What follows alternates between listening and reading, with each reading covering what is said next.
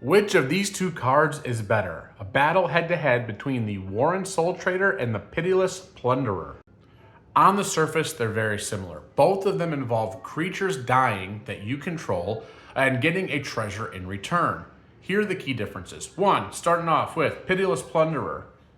4 mana. It's a 1/4, and whenever a creature you control dies, create a treasure token.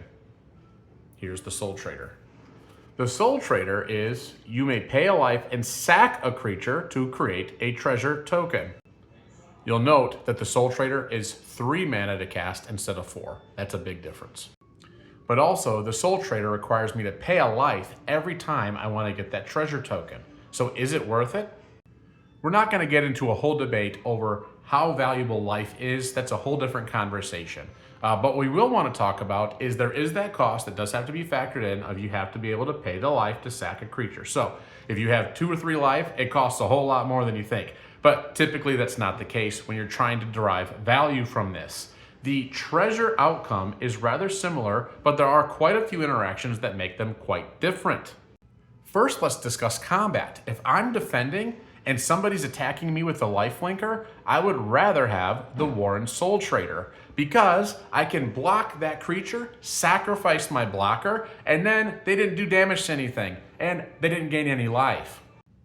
On the other side, if I'm defending with Death Touchers, I would much rather have the Pitiless Plunderer because when I defend, I'm going to be able to block with the Death Toucher, kill their creature, and get a treasure token.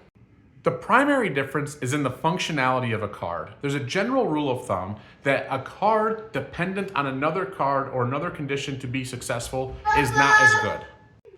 There's a general rule in Magic that the amount of things a card does, the better it is. This can sometimes lose creativity, where a card is a Swiss Army knife.